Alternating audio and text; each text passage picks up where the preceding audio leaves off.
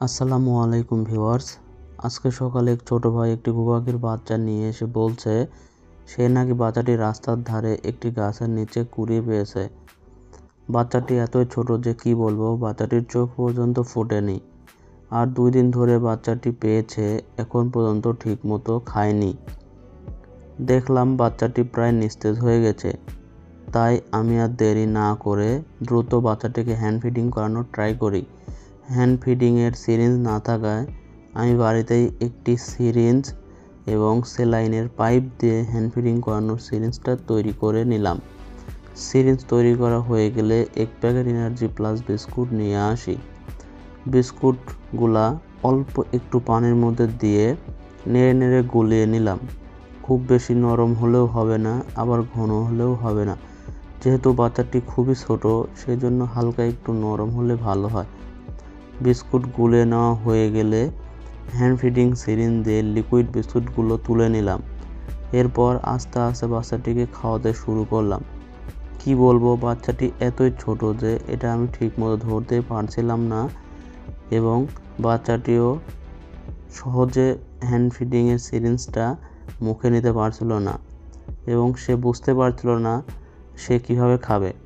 যাই হোক, আস্তে আস্তে কিছু খাবার খাওয়ানোর পরে দেখলাম বাচ্চাটি ভালোই নড়াচড়া করছে, আগের থেকে একটু শক্তি পাচ্ছে। এরপর আরও একটু খাওয়ালাম। খাওয়ানো শেষ হয়ে গেলে এবার বাচ্চাটিকে গরম জায়গায় রাখার ব্যবস্থা করলাম, কারণ বাচ্চাটি খুব ছোট আর যেহেতু চোখটাও ফোটেনি, সেজন্য গরম জায়গায় রাখতে হবে, তা না হলে চোখ সহজে ফুটবে না। আর বাচ্চাটির শরীর এতক্ষণে অনেক ঠান্ডা হয়ে গেছে, তাই খাবার খাওয়ানোর পরপরই একটি ছোট বক্স নিলাম।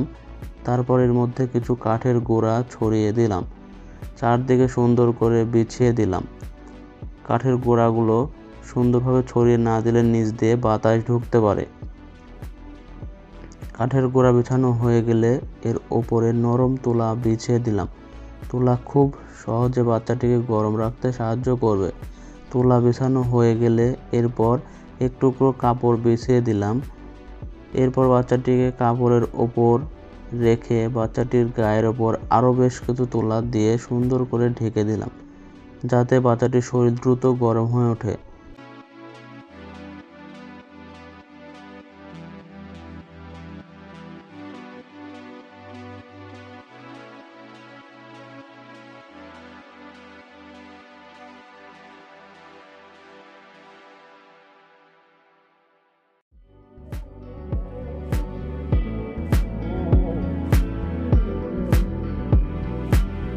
তুলার মধ্যে রাখার পর দেখলাম বাচ্চাটি খুব সুন্দর শুয়ে আছে, ভাবছে তার বাবা মার পেটের নিচে আছে। আমি বাচ্চাটিকে বাঁচানোর সর্বোচ্চ চেষ্টা করে যাচ্ছি। যাই হোক, পরবর্তী আপডেট পেতে অবশ্যই ভিডিওটি যারা ফেসবুক থেকে দেখছেন তারা পেজটি ফলো দেবেন, আর ইউটিউব থেকে দেখলে অবশ্যই সাবস্ক্রাইব করে বেল আইকনটি বাজিয়ে দেবেন। ধন্যবাদ।